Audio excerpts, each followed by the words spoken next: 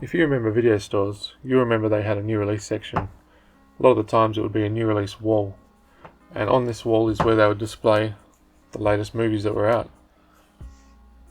A lot of the times these movies would have multiple copies, dozens of copies for that one film, for customers to, so they don't miss out on being able to rent that film out. You've got to keep up with the customers' demands. Who decides on how many copies they want to put out of, let's say, The Sixth Sense? You've got 2 copies here.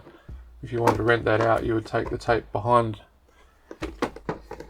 or the box behind, and you would take that up to the counter, you pay for it, and they'd have the tape for you, which is what leads me to DVD screeners. Now I've got a DVD screener here. I've got a couple of them actually.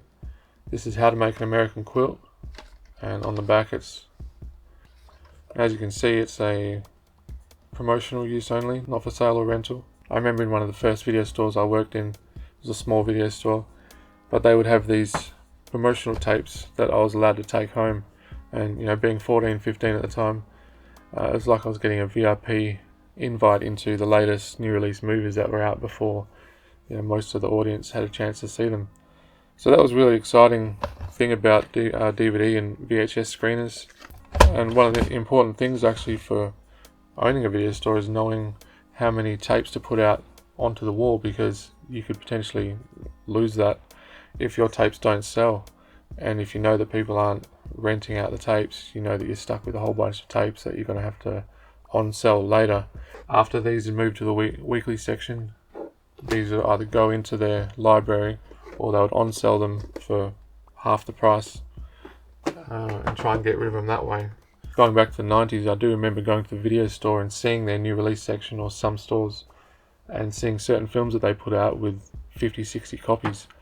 I remember actually with Ransom, they put out, it must have been a whole wall of this film, and it did not move at all. There might have been 1 or 2 copies of these taken out, but behind it nobody was renting it. And I remember thinking to myself, what kind of an idiot owner thinks that film is that good? I mean, it's not a particularly bad film. It's just, I wouldn't put out 50 or 60 copies of it. If you're going to do that, I'd do something with like that even, or that, Jurassic Park, of course, but not Ransom. I was so confused in my head, thinking, I was looking at the owner thinking, what are you thinking? So there is that when it comes to DVD screeners. That's the importance of DVD screeners, was knowing at a glance how much you're willing to spend to put out these tapes, and for people to rent them, your rental's going to be worth it.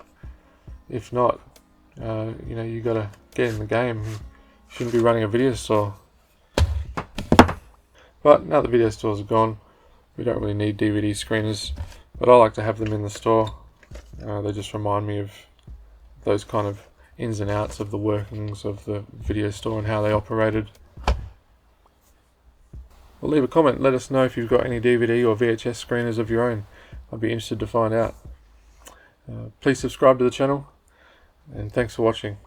I'll see you next time.